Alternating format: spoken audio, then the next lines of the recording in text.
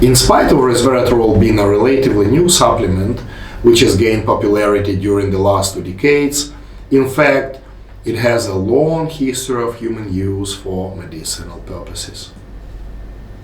How long, you may ask? Well, much longer ago than 1981, when Richard Cambien and Dmytro published the article Epidemiological Characteristics of Coronary Disease in France.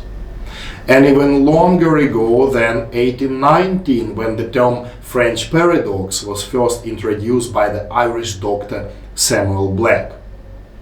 What exactly does it mean, the French paradox?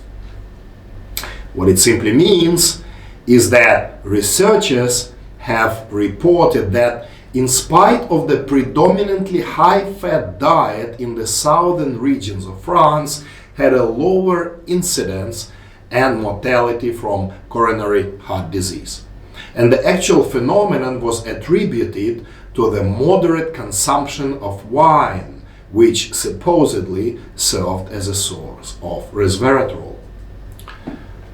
Resveratrol is the main ingredient of roots of the plant called Polygonum cuspidatum. Medicinal properties of this plant were used in traditional Oriental medicine for treatment of heart conditions and various dermatological disorders. But the actual origins of medicinal use of resveratrol go way back, all the way towards Ayurvedic medicine, according to which fermented grape juice was used as a remedy for heart diseases. There has been many positive effects of resveratrol described, and to a large extent those effects are recognized as a result of the resveratrol acting as antioxidant. Well, indeed, resveratrol does prevent oxidation of the LDL lipoproteins, which is great because it is the oxidized LDL is the one that causes the endothelial damage, which launches the cascade of atherosclerotic changes inside the arteries. It also upregulates certain enzymes involved in the antioxidant protection. It has mild anticoagulant properties as well, which is also beneficial in prevention of atherosclerosis and thrombosis. However, all of these mechanisms of action are not that significant to produce some life-changing outcomes from the resveratrol supplementation.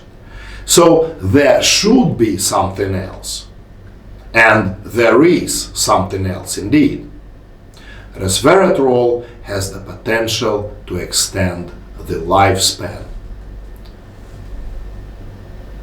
It activates genes that encode enzymes called sirtuins. Sirtuins are the regulators of the DNA. They open up good genes responsible for longevity, wrap up and close down bad genes that promote diseases, and also they perform the repair of the damaged DNA.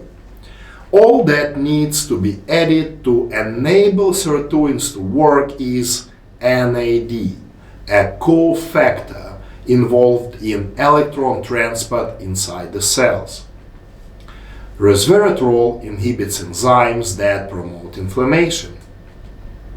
Resveratrol is inhibiting the PI3K gene, which is involved in cancers, and upregulates p53 gene, which has the anti-cancer function. And last but not the least, resveratrol activates AMPK, which is a longevity gene, and we have already know the same gene is activated by the metformin as well. As the result of these biological mechanisms of action, resveratrol has the following effects. It's cardioprotective, antioxidant, anti-cancer, neuroprotective, anti-inflammatory, anti-dyslipidemia, and anti-diabetic effects. When taken in moderate doses, in higher doses, resveratrol may become toxic. It can induce cellular death and even promote atherosclerosis. Ability of resveratrol to produce androgen levels is beneficial for women with PCOS.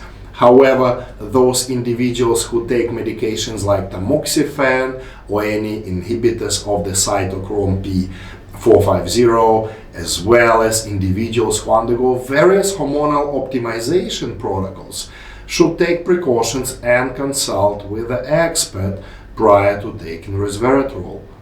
It is also maybe a good idea to withhold resveratrol while going for surgery or any treatment associated with risk of bleeding due to resveratrol's ability to act as a blood thinner.